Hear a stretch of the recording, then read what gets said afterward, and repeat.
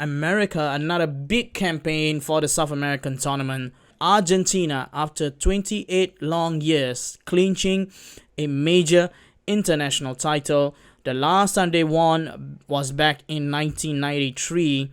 To top it all off, they win at the Maracanã, Brazil, against Brazil with a goal by Angel Di Maria. But let's be honest, it was a crowning moment for the GOAT, the greatest of all time, the best player of this generation, Lionel Messi. For so many years that he didn't shine for the Argentina shirt, and not only he won the tournament, but he has a great tournament as well. Top goal scorer, assists combined, winning the best player of the tournament hands down. It was his year. What I don't like about it is the match itself. I guess it happens more often than not. I talked to several people. It was a Kentucky Derby dogfight, especially from the Argentinian defense. We've seen wrestling, we've seen malicious attempt to injure Neymar. We've seen horrific tackles, but one moment of brilliance from Rodrigo de Paul to see a through ball on a running Di Maria, and that was it. Brazil, too much dependency on Neymar.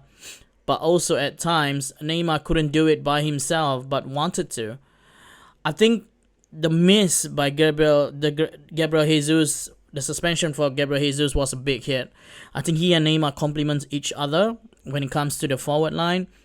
But looking back at the game, Renan Lodi really exposed the miscommunications from the Brazilians' defense. If you see the goal clearly, Thiago Silva and Marquinhos was ready to move on to make it into an offside trap, but still it was slow and they got caught. They really got caught, and one glance from Rodrigo de Paul. And here's another statistic that I find it very interesting. 10 of the goals that Argentina scored, 9 of them involves Lionel Messi. But how ironic, the one goal he is not involved won him the Copa America. That's Argentina for you.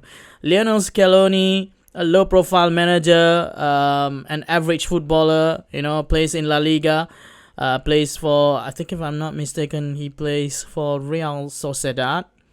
There was a match that against Real Madrid, he was headbutting David Beckham. He feels like an interim coach at times. He was the one that pulled Argentina to the finishing line. It's so Argentina for you. None of the high-profile coach could do it with Jorge Sampaoli, especially none of them can do it as well. So Argentinian, As I look back now and witness greatness, especially from Messi, the irony of this. You know what?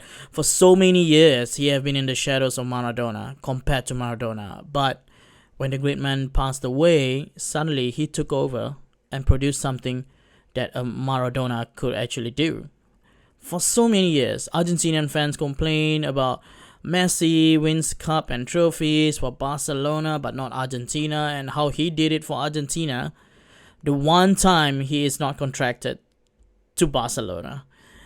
It's an interesting setup, and how ironic was that? And the sweetest of them all, while he is doing it, he did it on enemy territory, something that Pelé nor Maradona can do.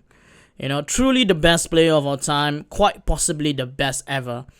And can you imagine the scenes 18 months from now if he produced this kind of performance in Qatar and produced like this in the world of football? It's gonna be heads up, all glance blazing. I'm so happy that weight is finally off his back, and I think Argentina wants to win it for him too. I mean, when the final whistle is blown, all the players rush off to him, and that shows a lot of how much this group of players wants to win it for Argentina. Vamos Argentina, great for them. It was almost the perfect tournament when Messi slipped on the 87th minute. But if you ask any fans around the world of Messi and Argentina, probably Barcelona as well, it doesn't really matter.